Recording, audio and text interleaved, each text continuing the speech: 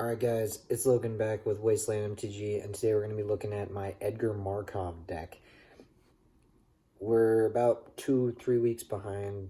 School got really busy, haven't been able to record, but hopefully we're going to get back on track here. So we're going to do Edgar Markov this weekend, which you guys will be seeing this on Sunday, and then Ethan's going to be doing his Nimizit deck. That'll come out next week, and then the week after that you'll finally see the gameplay that we did about a month ago with some of our buddies. Alright, let's get into the deck. So, got a little bit of feedback about the way we were doing the deck tech, so we're going to try and keep this a little bit shorter than our hour-long, 40-minute long. We're going to try to keep this about 20 minutes, and we're going to be looking at them on moxfield. That way you guys can see a total price for the deck, the breakdown of the number of creatures, instant sorceries, lands, enchantments, artifacts we run, and hopefully we can speed along a little bit quicker than looking at each card one by one. So let's go over the commander for this deck. This is my Vampire Tribal deck. Commander, of course, is Edgar Markov. This is a Mardu deck, which is black, white, red. Edgar Markov is black, white, red, and 3 for a 4/4. First strike, haste, and whenever it attacks, you put a +1 on each vampire you control. But we're not normally casting Edgar Markov unless either we're going for a full-on attack and win, or we don't have anything else to do. But the main thing with this deck is that Edgar Markov has Eminence. Whenever you cast a vampire spell, if Edgar Markov is in the command zone or on the battlefield, you create a 1/1 black vampire creature token. That's what we're trying to do. Play a bunch of vampires, go wide, smack everybody. That's our thing. All right, let's go over some stuff. So we got 37 creatures in this deck. Most of them are vampires, so we'll just kind of skim over these real quick. This guy here helps us destroy other people's creatures. They're going to sack some every one of our upkeeps. That's a non-vampire. We pretty much only play vampires, so most of the time we won't have to do this. But we do play a couple non-vampires, mainly draw engines. One of those is our Archivist of Agma. This is a newer card. Flash it out. When someone searches, you're going to gain a life draw card, and then if they do it again, you just draw again. We got Bishop of Rebirth. Whenever it attacks, we're going to return some of our little vampires. I believe we got about 20 of them that are 3 or less CMC. We've got our Blood Artist. Blood Artist is one of our combo pieces in this deck. We do run one combo, which we'll get to in a little bit. Bloodline Keeper is going to help make us even more vampires, make us a vampire when we cast him, and if he transforms, he turns into this guy, which is basically a double lord, +2/+2 to all other vampires, and he still makes more vampires, so that's pretty good. Got our Butcher of Malakir. We are running the Butcher of Malakir, the Dictate of Erebos, and the Grave Pact. All of them do the same thing. Whenever one of our creatures dies, each opponent sacrifices a creature, so trying to help us control the board. Got our Captivating Vampire, another Vampire Lord, and since we're going so wide, we can tap down our vampires to gain control of something. More draw power here. You do have to be careful when you're casting Champion of the Dusk, because if you cast it super late game, maybe you don't have a lot of life, maybe you have a ton of vampires, this can kill you. But if you have 5 or 6 or 7 vampires, lose 7, draw 7 for 5 mana, definitely pretty good.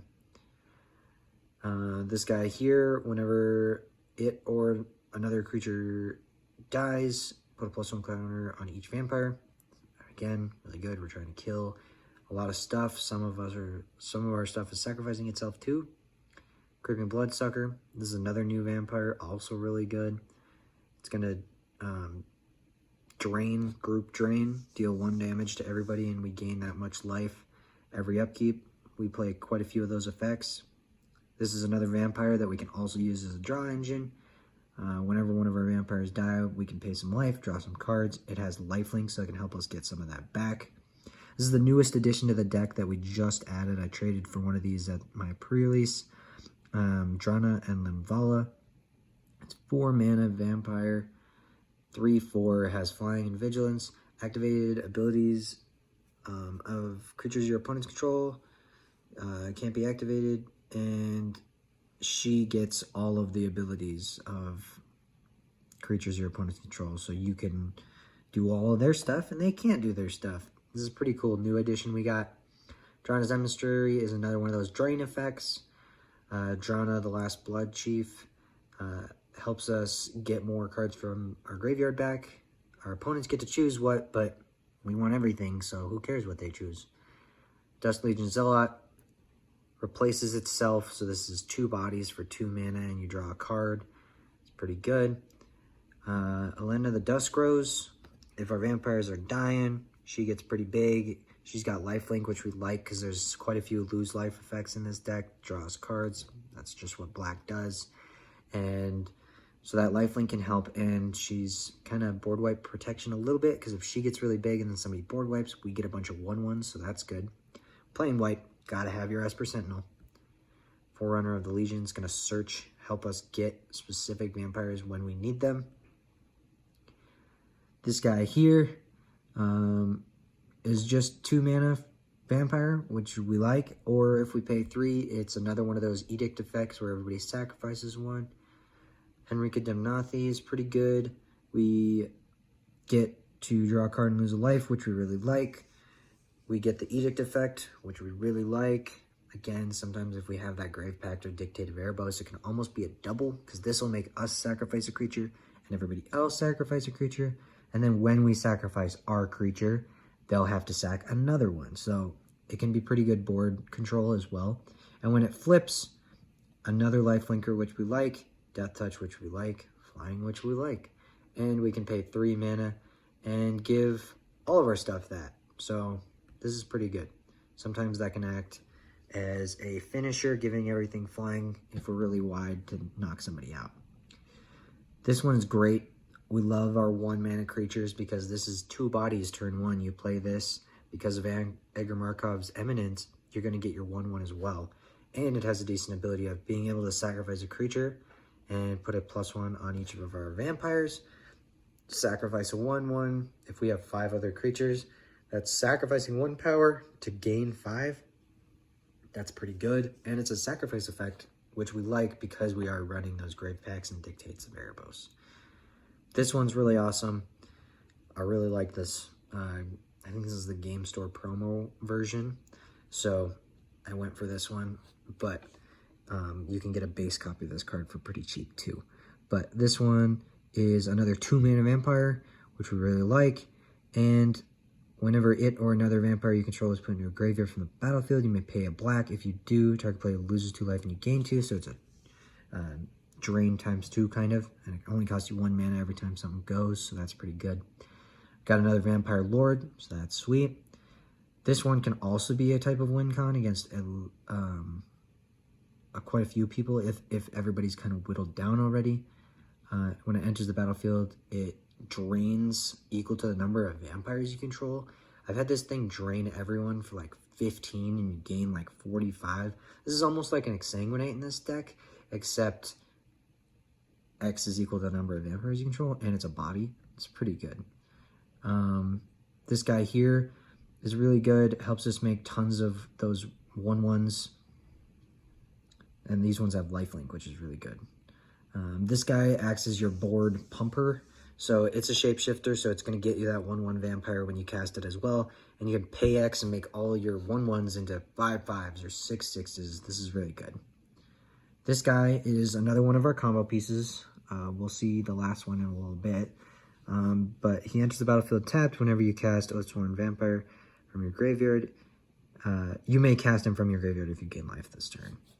Then we got Olivia Crimson Bride. Again, more recursion. People are going to board wipe you, so having this is really good. Patron of the Vein. When he enters, you destroy something. He gets bigger. This is more removal on a vampire. We want to have as much card draw, as much removal as we can on our vampires so that we're hitting our quotas for our card draw and removal, but we're still able to play as many vampires as we can because our strategy relies on us going pretty wide. And we got Pulse Tracker.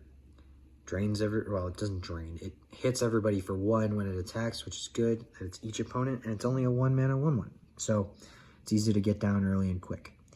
Phosphoros got a Forge. People sometimes got those Pillar Forts up, and you can't go wide at them. So we are going wide. How about we just do 2 damage to everybody when stuff enters the battlefield? Don't even need to attack. That's why we got this guy in here. And if you need to, you can pump up your team.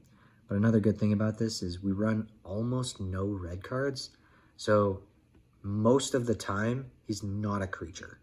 It'd be very difficult in this deck to have him be a creature, which is good because that means they need to exile an enchantment, which is much harder to do. Now with Farewell being around, it's a little bit easier, but it's difficult to get rid of Phosphorus, so that's good for us. Next up, we got Sanctum Seeker. Whenever a vampire you control attacks, it drains the opponent. So going wide, sometimes you can knock people out just by declaring attacks. They don't even get to declare blockers, they just die. This guy's pretty good. He's another Lord for vampires, and it gives them first strike, so that's pretty good. Tithe Drinker, it's a little low to the ground 2 mana guy with lifelink, and we like this one because we get Extort. So again, we can drain people. We're trying to drain a lot in this. We want to gain some life to off-put our lose life effects for drawing, and we want to get our opponents as low as possible to finish them off with a wide strike that they can't block all of our dudes. Next, let's look at Twilight Prophet. This one's pretty good. It's almost like a Eureka effect, where at the beginning of our upkeep, if we have City's Blessing, which in this deck is very easy and very quick to do, you reveal the top card of your library, put it in your hand, so it's drawing you an extra turn every turn, a card every turn pretty much, and each opponent loses life, and you gain X life, where X is that card's converted mana cost. So it's kind of like a Phyrexian Arena. It's going to draw you 1 extra card a turn, but it's on a vampire, which is the strategy we're going for, and it's going to drain someone for that CMC every time, so that's pretty good. Then we got Vito, Thorn of Dusk, Rose. Oh, I lied. There's actually 2 combos in this deck. This is one of them, was with this guy. You can give your whole board lifelink, which is really good, and whenever you gain life, target opponent loses that much life. Then we got Welcoming Vampire, another draw engine. All right, so let's go over those combos that go with some of those creatures. So let's do Vito, since we just did him. One of the most well-known combos in black is Sanguine Bond and Exquisite Blood. Normally, I'm not a big fan of this combo because it involves 2 5-mana enchantments that do very little on their own. So I would argue Exquisite Blood is worse. When an opponent loses life, you gain that much life. Maybe, I'm not sure. They're similar. Neither of them are great. We're not running Sanguine Bond in this deck. We are running the Exquisite Blood because we're running Vito. So there's multiple tutors in here, and specifically like the one little white vampire, this guy, we have ways to tutor specific vampires. So if we draw our Exquisite Blood, then we can tutor up our Vito pretty easily, and Vito has the same top line of text as Sanguine Bond, but also has an outlet to give you lifelink to gain that life and get it started on the same turn. Because you can activate his ability and give your other creatures lifelink on the turn you play him, it allows you to not need to rely on dealing someone damage in combat to start the loop or trying to gain life in some other way. It makes the Exquisite Blood and Sanguine Bond / Vito, in our case, a little more reliable, and instead of playing 2 almost dead cards unless you have them both, Vito is still a 3-mana vampire that's very good by himself. So it allows us to only run 1 card that is not great, and we have a lot of lose life gain effects, gain card draw effects in here, so Exquisite Blood's not terrible on its own. So we're running that combo. The other combo we're running is with the Oathsworn Vampire, a ETB drain or lose life effect, so our Phosphorus or our Blood Artist, and our Phyrexian Altar. So what you do here is when you cast the Oathsworn Vampire, so the only condition is you need those 3 cards, Oathsworn Vampire, Phyrexian Altar, and one of your damaging effects on creatures entering the battlefield. That could be Phosphorus, that could be a Blood Artist, any of those effects. And specifically Oathsworn Vampire and Phyrexian Arena, because what you're going to do is you're going to cast the Oathsworn Vampire, which will enter the battlefield, and because of Edgar Markov, will create you a 1/1. You'll do your drain effect. If it's an ETB, you'll do it then. Then what you'll do is you'll sacrifice both the Oathsworn Vampire and the token to Phyrexian Arena. You do need to have gained life this turn because Oathsworn Vampire allows you to cast him from your graveyard if you've gained life this turn, which is another reason we really like that veto and effects like that. Because now, if you gain life this turn, you've generated 2 mana with the token and the Oathsworn Vampire, and since you've gained life, you can now cast your Oathsworn Vampire from your graveyard, making, because you're casting it, another 1/1 off of Edgar Markov, and now you're back in the same position you were. So if you have your Blood Artist, because those creatures are dying, you're sacrificing them, you're going to get your drain effect. Or if you have another one of the cards we run in this deck, your Impact, Tremors, or Phosphoros, when those creatures are entering the battlefield, you'll be doing the damage. So with Oathsworn Vampire, which is a vampire we can tutor for, or our Phyrexian Altar, which there's a couple other tutors in here. If you find both of those pieces, there are several other pieces that can act as your finisher per se, and how to actually cause a win out of that loop. As long as you've gained life, you can loop the Oathsworn Vampire with the Phyrexian Altar, but you need one of these Blood Artist, Impact, Tremor, Phosphoros, Drain effects, or damaging effects to actually make that into a win. Alright, so now that we've talked about our 37 creatures, which is pretty high, but we want to be high on vampires in this deck. Let's talk about our sorceries. We run 4 in this deck. Blasphemous Act, Dam, Demonic Tutor, and Winds of Abandon. These are pretty self-explanatory. Demonic Tutor is great. I put this in every black deck. Dam, Blasphemous Act, and Winds of Abandon act as our board wipes. Dam and Winds of Abandon being really good because if we have the best board, but someone has a really problematic creature, they're modal. We can cast them as single target removal, or we can cast them for their overloads, or... oh, they're both overloads. For their overloads to help just wipe the whole board. Next, let's look at our instants. We got 4 of these as well, which is pretty low, but that's all right. We got Boros Charm, acting as either board protection or removal, or a finisher. Generous Gift as removal. Swords to Plowshares as removal. And Teferi's Protection as a protection for both us and our board. Next, let's look at our artifacts. We got Arcane Signet for ramp, Boros Signet for ramp, Valor Stone for, guess what, more ramp, Herald's Horn for ramp and possibly card advantage because we are running enough creatures that sometimes this will get us that extra creature every upkeep. More ramp in Orzhov Signet, ramp and a combo piece with Phyrexian Altar, Rakdos Signet for more ramp, Skull Clamp because we're making 1/1s basically every turn. This is amazing card draw in this deck.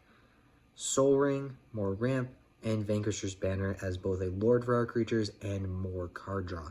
The only thing I do have to say is be careful with your Skull Clamp that you're not playing your Vanquisher's Banner or your other lord effects too early. You want to kind of play your Skull Clamp, maybe clamp a few things, draw 6, 8, 10 cards, and then start playing those lord effects once you're ready to actually start hitting people, because the Skull Clamp just doesn't auto kill stuff if you have your lord effects out. It's still great to just throw on something that'll die in combat. You block with it, it dies, you draw 2 cards. It's amazing. You don't need me to explain Skull Clamp. Next, we got our enchantments. We got 8 of them in here. Anointed Possession. This doubles up our tokens, so that's amazing. Cathar's Crusade. Actually, I just noticed, if you have an Anointed Possession with that combo, instead of one of your drain or damage outlets, you actually get infinite mana because you're producing an additional token every time. So that could produce enough mana for you to possibly come up with some other win con if you don't have one of those drain effects in hand. Cathar's Crusade, we're making 1 or 2 creatures, sometimes 3 or 4 every turn, so our board's going to get massive with this. If you want to cut this due to headaches, which I know people have been doing, go ahead, but it's pretty hard to not justify running it in this deck. Dark's Mutation, more removal. Like we said earlier, we are running the Dictate of Erebos and the Grave Pact as more kind of board control removal, along with the Explicit Blood as a combo piece. The Impact Trebors as both just good overall damage throughout the game, plus also it being another finisher combo for the Oathsworn Vampire Phyrexian Altar pair, and more ramp with arguably one of the best white cards for Commander, Smothering Tide. All right, let's run over the lands real quick. Most of my decks are fairly similar with lands. We have the fetch lands, the pain lands, the pathways, the shock lands, the bounce lands, which I love the new Double Masters ones, so all my decks feature these borderless foils since they're only $1 or $2. Command Tower, of course. We're running the white channel land because I happen to have one. Exotic Orchard as more color fixing. The new Innistrad lands, the ones that enter untapped if you have 2 or more other lands. We're not playing CADH. We're going to turn 3. Most of the time, you're not keeping a hand that has less than 3 lands in it. We are, if you're curious, running 36 lands in this deck. So, because you're not keeping a hand like that, you're just going to play that 3rd, and it's always going to be untapped. We have our opponent lands, such as Luxury Suite, playing Commanders, so those are almost always untapped. We have our Path to Ancestry to help get a little bit more card selection by scrying when we use it to cast our vampires. A couple basics. I believe we're running 1 of each. Yes, we are running 1 of each. We're running our Prismatic Vista as another fetch. The Triome, of course. Great fetch target for turn 1. And then we got a couple of our tribal lands, such as Secluded Courtyard, tapping for any color for our vampires. Some of our vampires are very heavy on color, either double white or double black, or 1 of each, like a red-white vampire or a red-black vampire. So having this is very good for color fixing our vampires. More pain lands and opponent lands. We are running the 2 tainted lands. I've seen a lot of people really like or really not like these. We run enough fetch lands that getting a swamp in order to turn this into an untapped dual land is very easy. So we are running the white-black one and the black-red one. And then we have a couple more of our tribal specifics. So we got Unclaimed Territory, Voldaren Estate, and then we have this is another opponent land, and we have 1 more utility land. This one giving Death Touch and Lifelink. This can be really good to have set up if you don't have much to do. People attack in you go, gotcha, my stuff all has Death Touch, and you kill a bunch of their stuff. Or it's another way to give Lifelink to help us gain that life so that our Oathsworn combo can be online. All right. If you're wondering what tokens you're going to need for the deck, we are on Moxfield now, so we can look. We need Bloods. We need our Vampires for Edgar Markov. More Vampires, an Elephant for our Generous Gift, Treasure, and a City's Blessing if you feel it's necessary. Other than that, if you want to check out any specifics on here, my deck with the versions of the cards I have, according to Moxfield and our TCG player price selection, is $848. If you would like to check out this deck or copy it and update it to the cheapest list possible, because there are some cards that I have that are foil or special art. So if you want to see any more specifics of this deck, go ahead and check out our Moxfield link in the description. And other than that, we'll see you on the next deck tech or the next short. All right, see you guys later.